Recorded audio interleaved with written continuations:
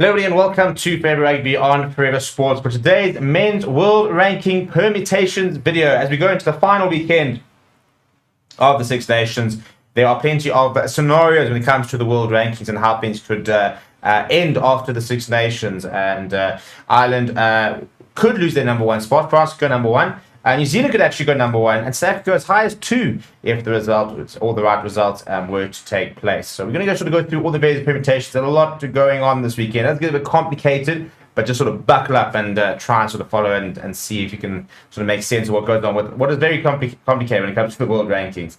Before we do that, please do smash a like on the video. Please do subscribe to the channel as well. Now, the main thing is Ireland or France, they cannot improve on their ratings at the moment. However, they're also taking on England and Wales, obviously we're rated, and they're at home. So they can't improve on their rating, but their rating can obviously drop. So if both teams win, Ireland will stay first and France second. Ireland can afford to draw and still retain top spot as the loss of one rating point will still give them a superior rating. So Ireland just need to draw and they'll remain number one in the world. France will take over Ireland if Ireland lose and they win. A draw will be enough for Le Bleu if Ireland are beaten at home by more than 15 points. So if Ireland lose to England by more than 15 points and France draw, France will go up to 1.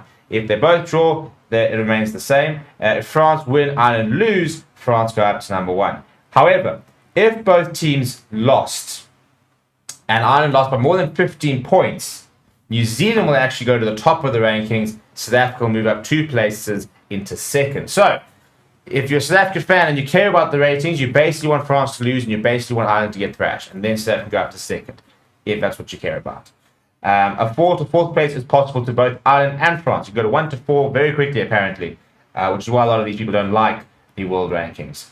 Scotland are also not able to increase their rating because they are at home to Italy, who are 9 places under them. However, if Scotland beat Missouri,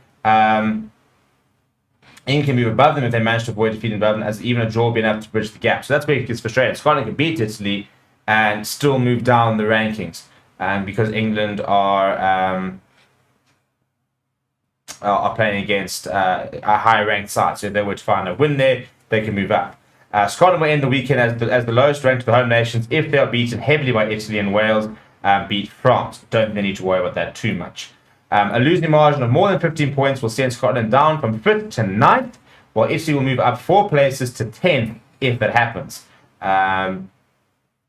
Italy have not been ranked in the top 10 since March 2013. 5th place is the highest that England can move up to if they are to beat Ireland. However, they will not touch the top 4 of South Africa, France, Ireland, and New Zealand. And then finally for Wales, they can climb 2 places to 7th if they beat France by more than 15 points and Scotland lose. So those are sort of the main permutations. The big thing, I suppose, looking at 1, 2 and seeing, if there's a shock defeat anywhere, France go up to number 1, Ireland sit down to 4, etc., etc. But, not too many things I think will change. Italy be the big opportunity, I suppose, to move into that top 10 once again, but they will have to beat Scotland at home. And for Wales, they can also move up a little bit, but more importantly, can drop. England, I suppose, I think England would be ecstatic with a win and moving up to 5th place in the world.